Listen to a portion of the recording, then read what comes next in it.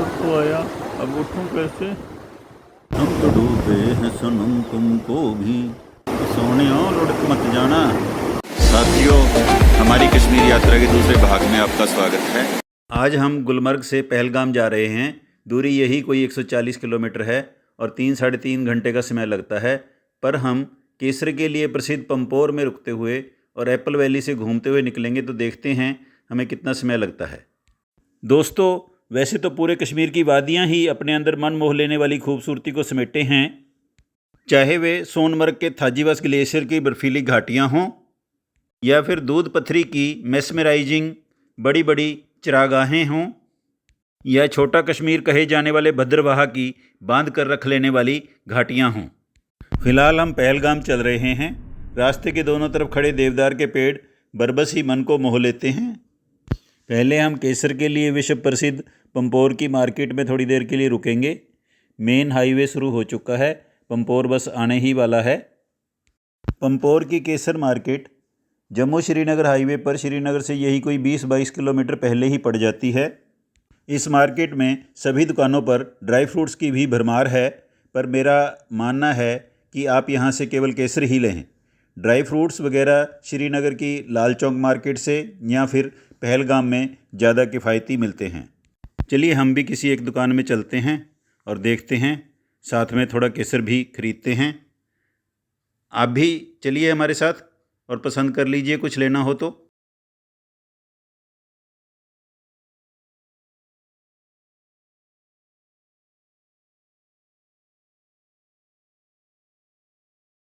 नगर से जब हम पहलगाम आते हैं तो अनंतनाग से पहले ही बिजबेहरा से एक रास्ता पहलगाम को जाता है, सेबों की घाटी से होकर एप्पल वैली से होकर जाता है। वो रास्ता आज बंद है, इसलिए हम उधर से तो नहीं जा पाए, फिर भी हम एक सेब के बाग में आए हैं। आप भी देख लें।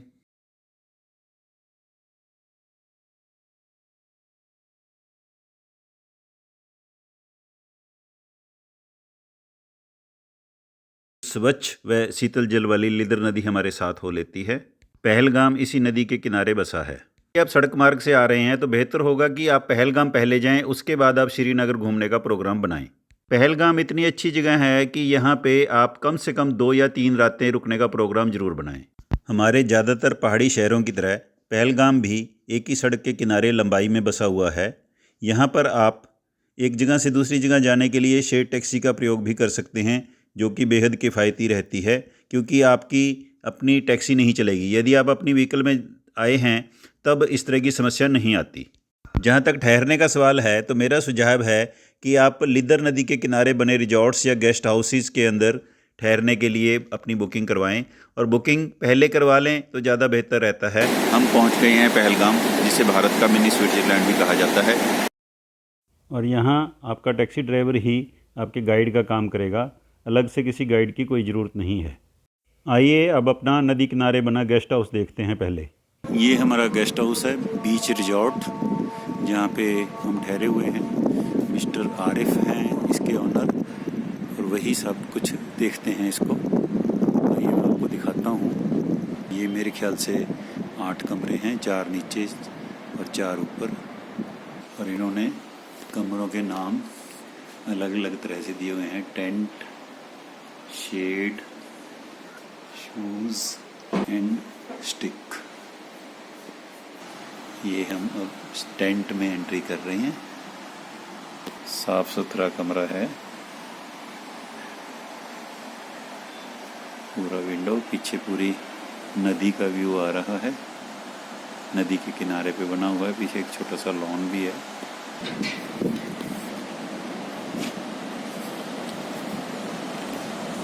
पीछे लिदर नदी अपने पूरे वेग के साथ बह रही है, और मैं किनारे पे ही खड़ा हूँ।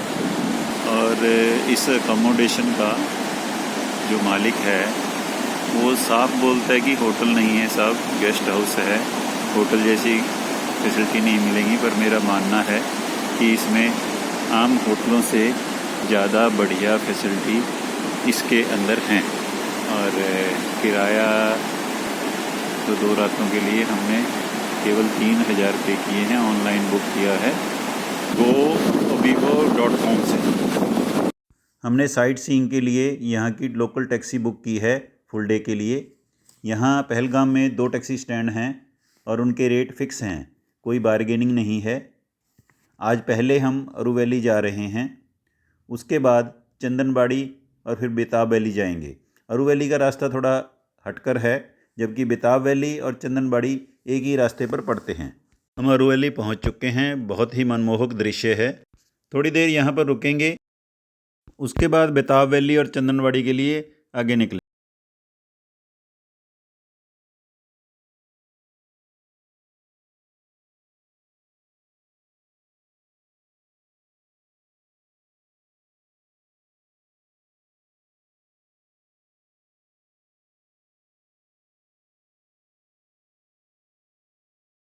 लीजिए दोस्तों, अब हम चंदनबाड़ी की तरफ चल पड़े हैं। मौसम बहुत ही शानदार है और सड़क भी बढ़िया है। बेताब वैली, जिसका पुराना नाम हजन वैली था, रास्ते में ही पड़ती है, पर हम वहाँ पर वापसी में रुकेंगे। यह सड़क बस चंदनबाड़ी तक ही जाती है, वहाँ से अमरनाथ की पैदल यात्रा शुरू होती है। चंदनबाड़ी में रात को रुकने की कोई पक्की व्यवस्था नहीं है। वहाँ पर ठहरने के जो भी अस्थायी प्रबंध किए जाते हैं वे केवल अमरनाथ यात्रा के दिनों में ही किए जाते हैं। लीजिए, हम चंदनबाड़ी पहुँच गए हैं। दोस्तों, ये हम एंटर कर रहे हैं। ये एंट्री गेट है चंदनबाड़ी का, जहाँ से बाबा बर्फानी की तीर्थ यात्रा, पैदल तीर्थ यात्रा शुरू होती है। कोई ज़्यादा भीड़ नहीं है, इसलिए थोड़ा और आगे चलते हैं और आगे जाकर गाड़ी कहीं खड़ी करते हैं। आप भी चलिए हमारे साथ, चंदनबाड़ी की मार्केट का आनंद लीजिए।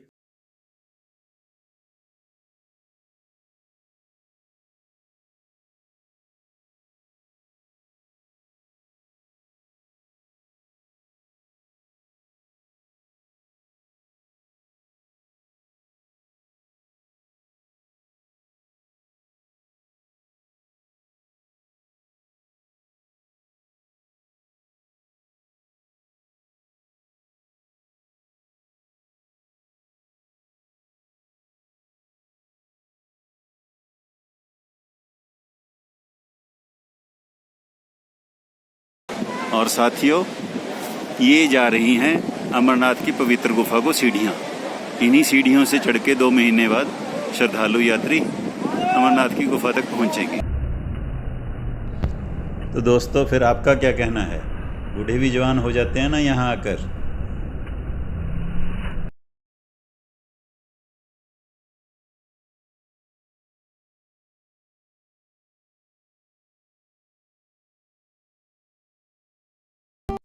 और ये है बेताब वैली, जहाँ कई फिल्मों की शूटिंग हुई है। आइए नीचे चलकर देखते हैं। घबराइए नहीं, पैदल नहीं जाएंगे, गाड़ी से ही जाएंगे। देख रहे हैं पूरी वाइल्ड लीदर नदी बेताब वैली में कितने शांत चित्त से बह रही है, मानो अपने प्रीतम से मिल गई हो।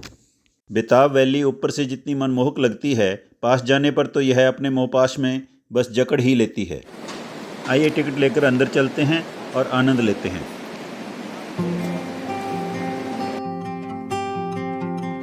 वाह वाह, वंडरफुल, क्या शानदार नज़ारा है। दिल दिमाग सब कुछ आनंदमय हो गया। कितना शांत सुकून भरा माहौल है। दिल करता है बस ऐसे ही धीरे धीरे आराम से टहलते रहो, या फिर बस एक जगह बैठ जाओ और कुदरत के इस करिश्मे को निहारते रहो।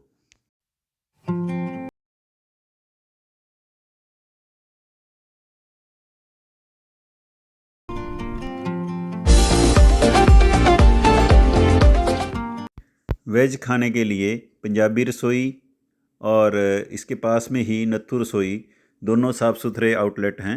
ठहरने के लिए यदि आप अफोर्ड कर सकते हैं तो मेन रोड पर ही होटल बैसरन व होटल पहलगाम काफ़ी अच्छे हैं, पर थोड़े महंगे हैं। बैसरन घाटी, जिसके कारण पहलगाम को मिनी स्विट्ज़रलैंड बोलते हैं, वहाँ हम नहीं जा पाए क्योंकि वहाँ जाने के लिए घोड़े पर जाना पड़ता है। मेन रोड पर ही दाना पानी नाम से एक बहुत ही अच्छा वेज आउटलेट है।